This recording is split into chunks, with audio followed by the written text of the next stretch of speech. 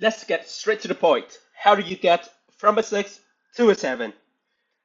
Welcome back, people. This is Andrew, and today we'll talk about how to break the class ceiling. There are three main factors that would limit a level 6 student to get a level 7. Algebra, conceptual understanding,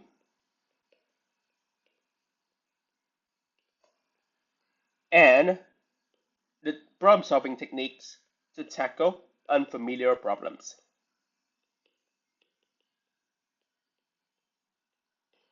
For many people, paper 3 is the bane of their existence, but I will keep our discussion on paper 3 for a later video, so keep an eye out for that. 1. Algebra. If you don't have solid algebraic manipulation skills, you will not get a 7, period. So what do I mean by algebraic manipulation skills? 1. You must be able to expand and simplify brackets fluidly. You must be able to solve equations and inequalities quickly and correctly. You must be able to solve simultaneous equations quickly and correctly. The reason being that this guy, simultaneous equations, or at least around, say, at least a third of the questions. You need to know how to manipulate fractional and negative indices or exponents. And you also need to know how to manipulate inequalities.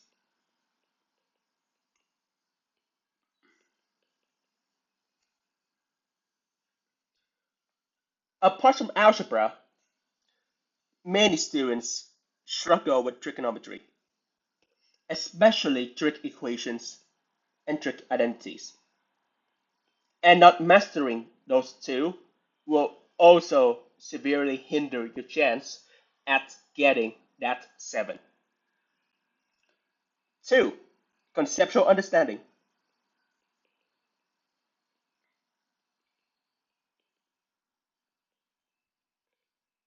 For many topics, it is crucial to understand what you're doing. This is especially true for 1. Probability.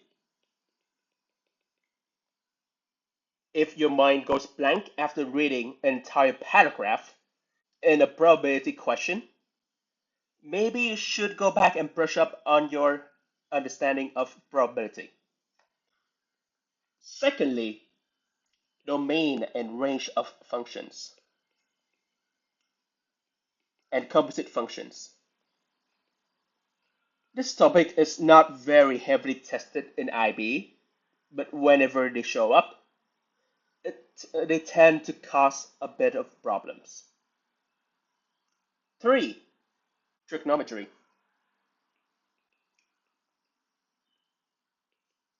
A lot of students memorize how to solve basic trig equations, and in my honest opinion, it is totally unnecessary.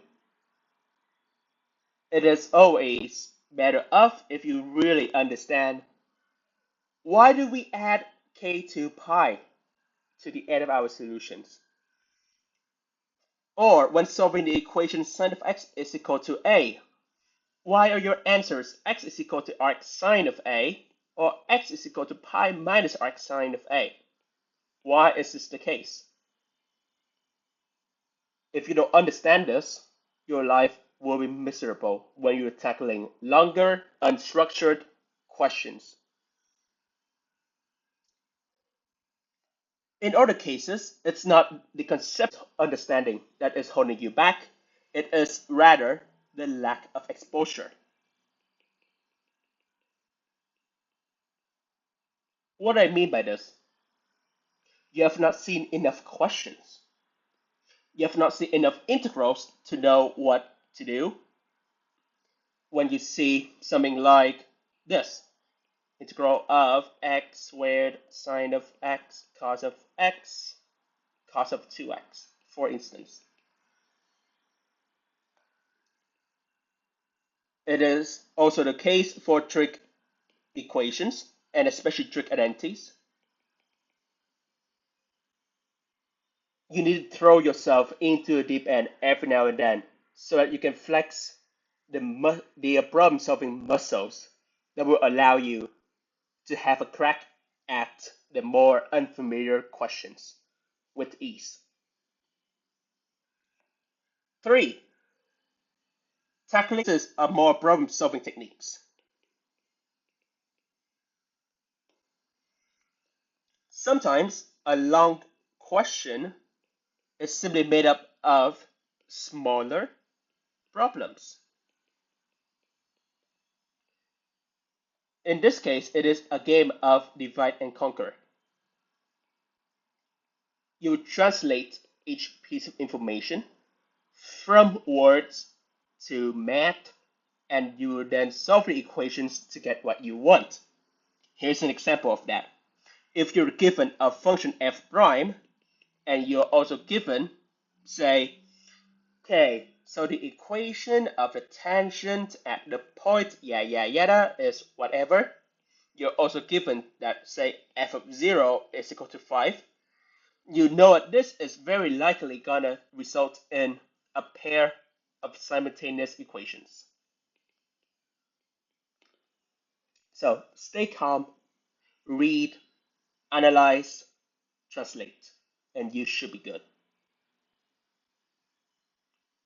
However, it's usually the lack of scaffolding that will cause more problems to students.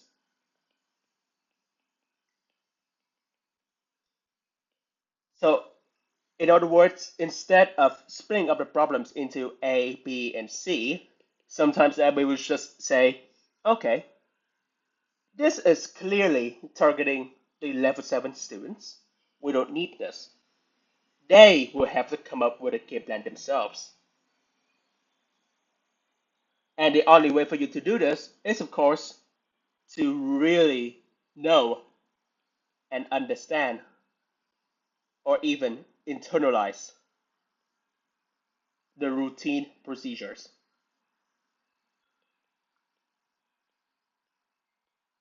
Because going back to the previous part, a longer question is simply a combination of shorter ones. So, to recap, 1. Hone your algebra. 2. Conceptual understanding, or simply exposing yourself to harder problems. Doesn't have to be IB. It can be in A level. It can be in STEP. It can be from any exam board that you're interested in. And thirdly, problem solving techniques. Realizing that a long problem is simply made up of shorter ones. Sometimes the shorter ones are obvious. If they give you two pieces of information, you know that you're gonna get a pair of simultaneous equations from it. If they don't tell you what to do, use your experience from solving shitloads of problems earlier to sketch your way through the question. Hope you find this video useful, and please leave a like or subscribe to the channel. Thank you very much.